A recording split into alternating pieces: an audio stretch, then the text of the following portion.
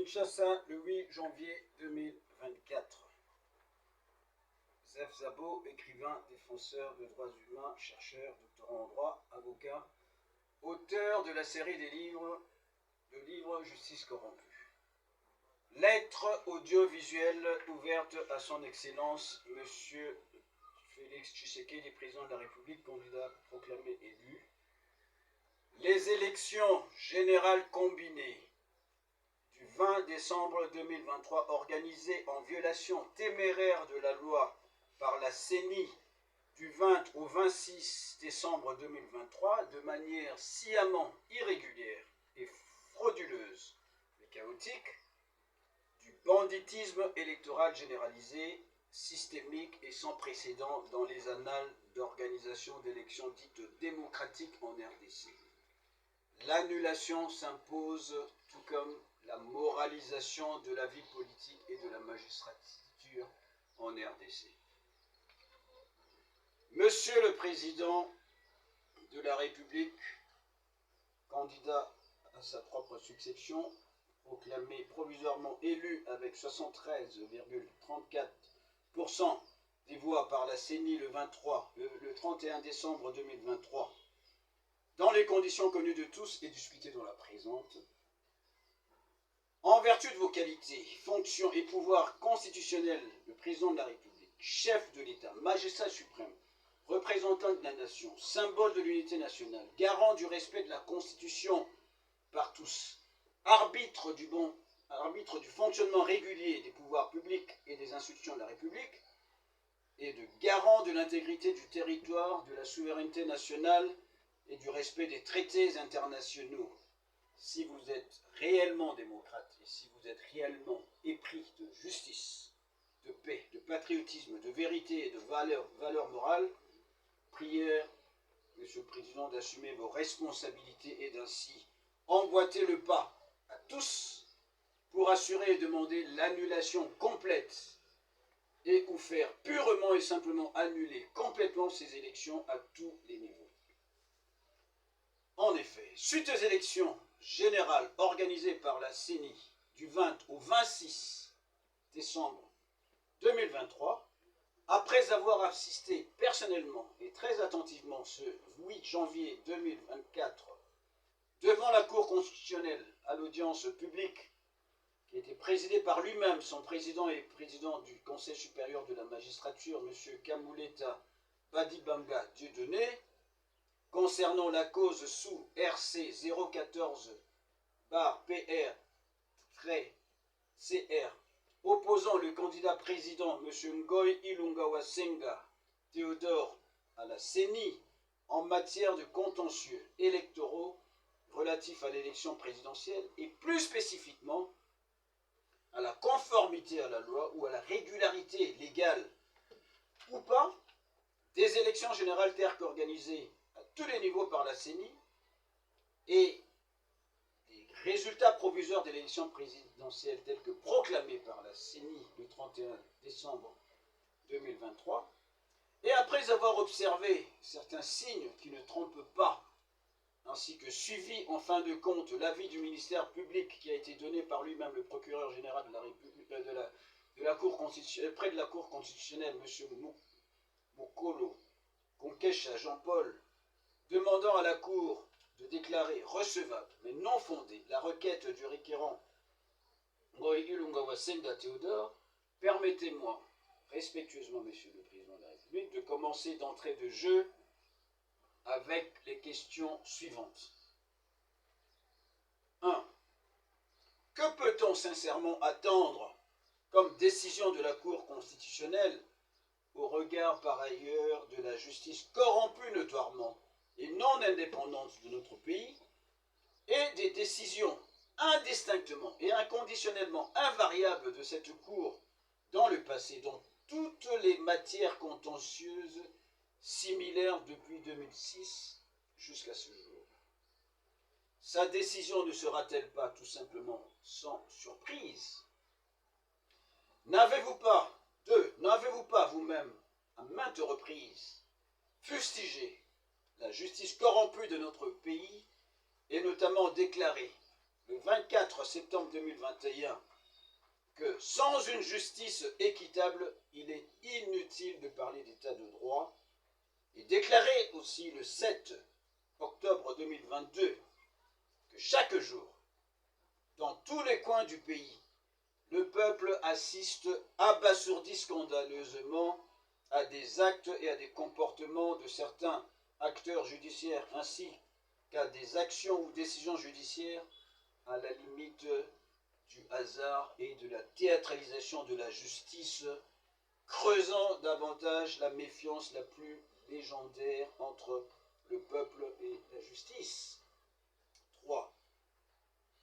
À quoi sert-il encore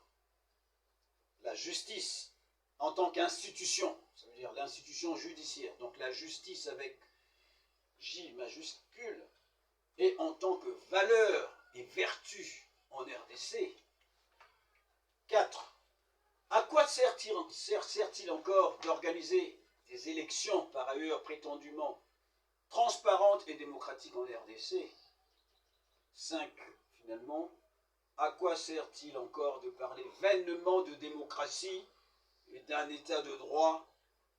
et ainsi de prétendre que la RDC est un état de droit, alors que la loi n'est pas le dénominateur commun pour tous, ni entre tous en RDC. Comme vous savez, la loi suprême de notre pays, à savoir la Constitution, telle que révisée par la loi numéro 11/002 du 20 janvier 2011 portant révision de la Constitution de la République démocratique du Congo du 18 février 2016, en son article 69 stipule: le président de la République est le chef de l'État. Il représente la nation et il est le symbole de l'unité nationale. Il veille au respect de la Constitution. Il assure, par son arbitrage, le fonctionnement régulier des pouvoirs publics et des institutions, ainsi que la continuité de l'État. Il est le garant de l'indépendance nationale, de l'intégrité du territoire, de la souveraineté nationale et du respect des traités et des accords internationaux. Point n'est nécessaire, Monsieur le Président de la République, d'insister que l'adage ou le principe de droit, la fraude corrompt tout, pros omnia corrompti, est incontestablement applicable en cas d'espèce, au regard de l'ensemble du droit applicable, la Constitution, les lois et les règlements de la République, et au regard plus particulièrement du caractère généralisé et systémique, intentionnel, organisé, planifié et barbare de la fraude générale. Acte de fraude généralisé, planifié et systématique versus des simples actes de fraude isolés par-ci et là. Donc de cette fraude qui a été notoire, décriée, abondamment documentée, établie et démontrée de manière irréfragable en fait et en droit. Qui plus est, il s'agissait d'élections générales combinées, présidentielles couplées aux législatives nationales, provinciales, municipales et locales, qui par ailleurs devaient, en vertu de l'article 52 de la loi électorale, se tenir en un seul jour. Et qui plus est, le jour et l'heure de vote sont fixés par la CENI, le dimanche ou un jour férié, de 6 h du matin à 17 h, sous réserve de remise des jetons aux électeurs présents avant 17 h, avant l'heure de la fermeture, ce que d'ailleurs votre allié, M. Vital Kamerhe, l'un des membres du présidium de l'Union sacrée de la Nation et coordonnateur de votre campagne électorale pour le Grand Kivu, lors de son interview au sortir du bureau de vote, après avoir voté lui-même, avait déclaré et demandé conséquemment à la CENI de remettre des jetons de présence aux personnes qui étaient présentes avant l'heure de fermeture des bureaux de vote à 17 h, pour pouvoir poursuivre de manière légale et régulière la poursuite dérogatoire du vote au-delà de 17 heures, jusqu'au vote du dernier électeur muni du jeton conformément à l'article 52 de la dite loi. En cas d'espèce, le vote tenu le 20 décembre 2023 a été en toute illégalité et irrégularité et barbarie, a été étendu et tenu par la CENI et son président Kadima du 20 au 26 décembre 2023, soit pendant 6 jours et pendant des jours de travail en violation téméraire et répréhensible du dit article 52 de la loi. Que dire de sous ces bureaux de vote établis par M. Kadima et sa CENI dans des lieux de culte, dans des quartiers généraux des partis politiques, les camps militaires, les académies et écoles militaires en violation manifeste de l'article 48 de la loi électorale interdisant formellement tout cela? Que dire, par ailleurs, de toutes ces pratiques illégales systémiques que j'avais par ailleurs moi-même aussi observées sur les lieux de vote le 20 décembre 2023, de chasser les témoins de candidats et les observateurs indépendants, nationaux et internationaux, du bureau de vote,